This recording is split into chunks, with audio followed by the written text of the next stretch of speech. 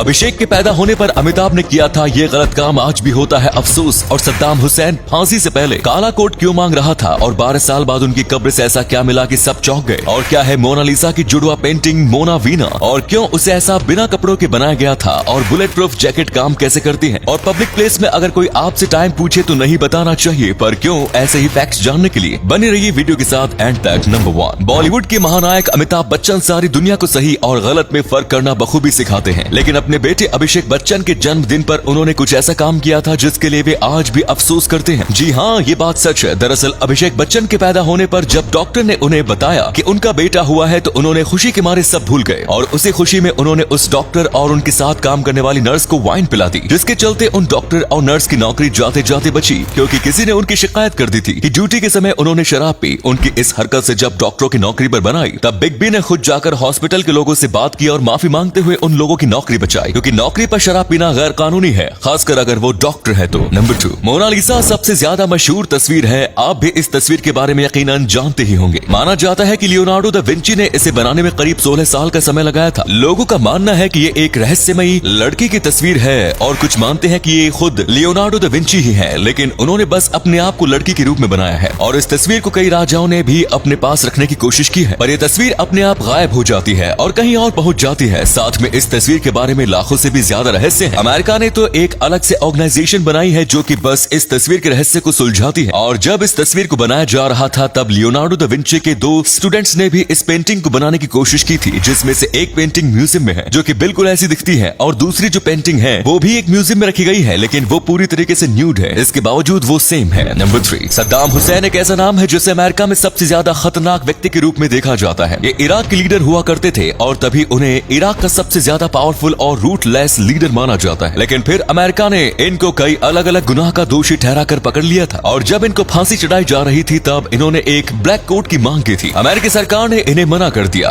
उन्होंने बार बार इस कोट की मांग की और फिर इन्हें कोट लेकर दिया गया, और जब उनसे पूछा गया कि ऐसा क्यों कर रहे हैं, तब उनका कहना था कि ठंड बहुत ज्यादा है और अगर फांसी देते वक्त वो कांपने लगेंगे तो वो नहीं चाहते कि उसके मुल्क के लोग ये समझे कि वो मौत से डर रहे हैं। और ये अकेले ऐसे व्यक्ति थे जिनको फांसी की सजा को हर जगह पर दिखाया गया। फिर इनकी डेड बॉडी को इराक भेज दिया गया था, और 12 साल के बाद जब इनकी कब्र को खोला गया तो सब चौंक गए। हालांकि चौंकाने वाली बात क्या थी वो पब्लिकली नहीं बताई गई। लोगों का मानना है कि इनकी कब्र से डेड बॉडी गायब हो गई थी। नंबर 4, गौरव तिवारी एक ऐसे व्यक्ति थे जिन्होंने भारत में पैरानॉर्मल एक्टिविटी पर काफी सर्च की, खासकर स्पिरिट्स और उनसे रिलेटेड रहस्यमयी बातों पर रिसर्च करते थे। और इन्होंने एक थ्योरी दी थी जिसका नाम था ब्लैक लाइन थ्योरी। उनका कहना है कि जिन लोगों की मौत रहस्यमयी तरीके से होती है, उन्हें अपनी मौत से कुछ दिन पहले किसी के होने का एहसास होने लगता है, और उसके बाद जब वो मरते हैं तो उनके गले के पास एक निशान होता है। और 7 जुलाई 2016 को गौरव तिवारी की भी रहस्यमयी तरीके से मौत हो गई। और उनकी पत्नी का कहना है कि उनकी मौत से पहले उन्होंने भी कहा था कि इन्हें ऐसा लग रहा है जैसे कोई इनका पीछा कर रहा है, और उनकी मौत के बाद उनके गले पर भी एक लाइन जैसा निशान था। उनकी थ्योरी इसकी वजह से और भी ज्यादा रहस्यमयी हो गई। नंबर 5, अगर आप कभी अकेले खड़े हो और कोई व्यक्ति आपके पास आके पूछे कि वक्त क्या हो रहा है, तो आपको अपनी घड़ी या फिर अपना फोन निकालकर टाइम नहीं देखना चाहिए, क्योंकि चोरों की एक ट्रिक है जो वो चोरी के लिए इस्तेमाल करते हैं। दरअसल जब आप अपना फोन या फिर वॉच देख रहे होंगे तो उसी बीच आपका ध्यान भटक जाएगा और वो आपकी चीजें चुरा सकते हैं, यहाँ तक कि आपको चोट भी पहुंचा सकते हैं। इसीलिए अगर आप किसी अनजान जगह पर खड़े हो और कोई आपसे पूछे तो आपको थोड़ा चौकन्ना रहना चाहिए, क्योंकि हो सकता है कि उसके और भी साथी आसपास हो। अमेरिका, इंडिया और बाकी कई और देशों में चोर इस तकनीक का इस्तेमाल करते हैं। नंबर 6, साल 2013 में एक आदमी की बढ़ती उम्र की वजह से मौत हो गई थी। ये आदमी पहले आर्मी में काम किया करता था। आर्मी के प्रति बहुत ही ज्यादा सीरियस था, जिसके चलते इसका कोई दोस्त भी नहीं था, और समय के साथ उसका कोई परिवार भी नहीं बचा। इसीलिए ये पूरी तरीके से अकेला था, और जब इसकी मौत हुई तब उसके पास कोई नहीं था, यहाँ तक कि इसके फ्यूनरल में भी कोई नहीं गया। लेकिन इसके चर्च वाले लोगों ने फेसबुक पर ये पूरी कहानी बताई और कहा कि जो भी फ्री है इस दिन वो आ सकता है। और फेसबुक मैसेज पर कई लोगों ने रिप्लाई किया, और फ्यूनरल के दिन 200 से भी ज्यादा लोग वहाँ पहुँच गए थे। और वो सारे के सारे लोग उस व्यक्ति को बिल्कुल भी नहीं जानते थे, लेकिन फिर भी उन्होंने ये किया। और ये बातें बताती है कि इंसानियत आज भी जिंदा है। नंबर 7, आपने भी कई बार ये बात तो सोची ही होगी कि आखिर गोली जैसी खतरनाक चीज को एक जैकेट कैसे रोक सकता है, यानी कि जो बुलेट प्रूफ जैकेट होते हैं वो बनते कैसे हैं, क्योंकि आपने देखा होगा कि गोली जो है वो स्टील को तोड़ देती है, तो आखिर ये जैकेट किस खेत की मूली। दरअसल ये जो जैकेट है ये फाइबर से बनते हैं। फाइबर जो होता है वो स्टील से भी ज्यादा मजबूत होता है, लेकिन वहीं पर अगर उसे सही से बनाया जाए तो वो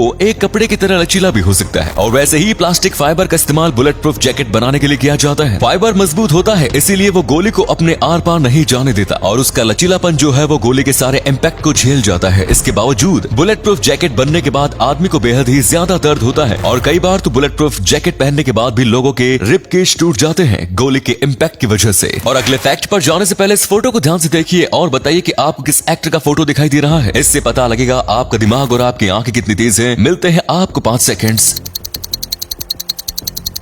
नंबर 8 दोस्तों, बाकी सारे देशों में डाइवोर्स होने से पहले काफी ज्यादा लंबी चौड़ी बातें होती हैं। अगर बहुत बड़ा झगड़ा हो जाता है उसके बाद भी लोग डाइवोर्स करने से पहले कई बार सोचते हैं और जब डाइवोर्स करने जाते हैं तब भी काफी वैलिड रीजन होना चाहिए डाइवोर्स लेने का, वरना सरकारी वकील डाइवोर्स न लेने की सलाह देते रहते हैं। लेकिन वहीं पर मलेशिया में बस मैसेज पर डाइवोर्स हो सकता है, जहाँ ये बिल्कुल ही झूठ लगता है पर ये 100% सच है। अगर किसी भी कपल के बीच मैसेजिंग में झगड़ा हो जाता है और अगर बात बहुत ज्यादा आगे बढ़ जाती है तो लोग मैसेजिंग पर ही डाइवोर्स ले सकते हैं और बस 2-3 मैसेज और एक लीगल फॉर्म देकर वो मैसेजिंग के थ्रू डाइवोर्स भी कर सकते हैं। और यही वजह है कि मलेशिया में काफी ज्यादा हद तक डाइवोर्स होते रहते हैं, क्योंकि ये छोटी बड़ी बातों से भी कोई सेक्रीफाइस नहीं करता। तो ये थे कुछ अमेजिंग फैक्ट्स। इनमें से कौन सा फैक्ट आपको सबसे जबरदस्त लगा कमेंट्स में जरूर बताएं। वीडियो को यहीं पर एंड करते हैं। ये वीडियो देखने के लिए बहुत बहुत धन्यवाद।